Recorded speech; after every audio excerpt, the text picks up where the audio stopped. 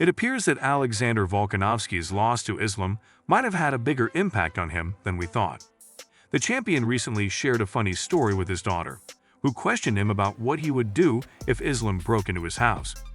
Here is the video. They're always trying to stay awake. Oh, I need to get a toilet on, my belly hurts, oh, you know, just trying to kill time. I'm like, oh, they're like, I'm scared. I'm like, what are you scared of, darling? Oh, what if someone breaks in? I'm like, darling, your door's open, I'm right there, no one's gonna break in. Oh, but what if, what if they break in this window? I'm like, darling, it's all right, I'm right here. I'm a world champion, don't worry, I'm sure I'll sort it out. She goes, what if it's Islam Makhachev? I was like, wow, I just started laughing. Belal Muhammad praised his training session with lightweight champion Islam Makhachev. He didn't hesitate to commend Islam's skill, fully agreeing that he deserves the #1 pound-for-pound spot. Here is what he said. Yeah, I think Islam is definitely pound-for-pound #1, I feel in my book. I think he can definitely go down as one of the best to ever do it, like skill-wise. Them guys are just so much better than everybody else. He could still come in right now, be a champion at whatever weight class he chooses, I feel. I've seen him go with just other UFC fighters. I've seen other guys come and visit and train with them guys, and then not show up back the next day. I was getting tapped out by Islam every day. And I was like, man, do I really suck? I'm not just like I'm not on that level, but I think those guys are just on another level than all these other guys. Dana White provided 2 reasons for the delayed comeback of Conor McGregor.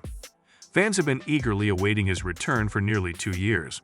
And according to Dana, the delay is entirely normal, attributed to the injury McGregor sustained in his last fight. Here is what he said. What the scenario is, that why we don't have clarity. This has been almost 3 years since he's been hurt.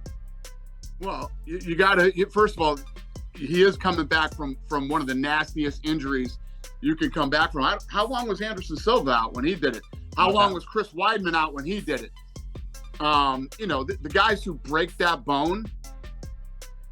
So that's an issue right there, #1. #2 is Conor McGregor doesn't need the fucking money. Right. So when you don't need the money, it's not as easy. I mean, Habib doesn't need the money. Habib retired. So would it be fair to say that if Conor's not fighting now, is he healthy enough to fight if he chose to fight? Well, I don't know that. Only Conor knows that. Well, okay, that's what I'm asking. So do you? Conor's the one. I mean, these are questions for Conor McGregor, not me. Conor, I know he's training. I don't know what level of training he's doing. I don't know what level of kicking he's doing right now. I don't know any of that stuff. But you talked to him about fighting. I mean, I'm sure you talked to him about fighting on 300. So you would have to have some idea, wouldn't you, Dana? Yeah, but I need to know the guy's in a full camp and he's ready to go. And Conor McGregor has a movie coming out. He's got businesses that he's built. It's a completely different dynamic when you're dealing with a guy that has this kind of money.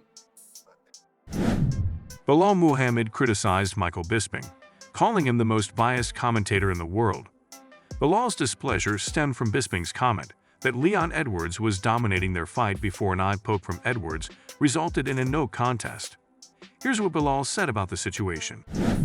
No, I know what you're saying. People are going to say whatever they want. They're going to say, oh man, he was killing you that first fight. But he's literally the poster boy for why there's 5 rounds, right? If that was the case, he was getting killed by Usman for 4 rounds, and we didn't need the 5th round. But he won in the last 30 seconds of the 5th round.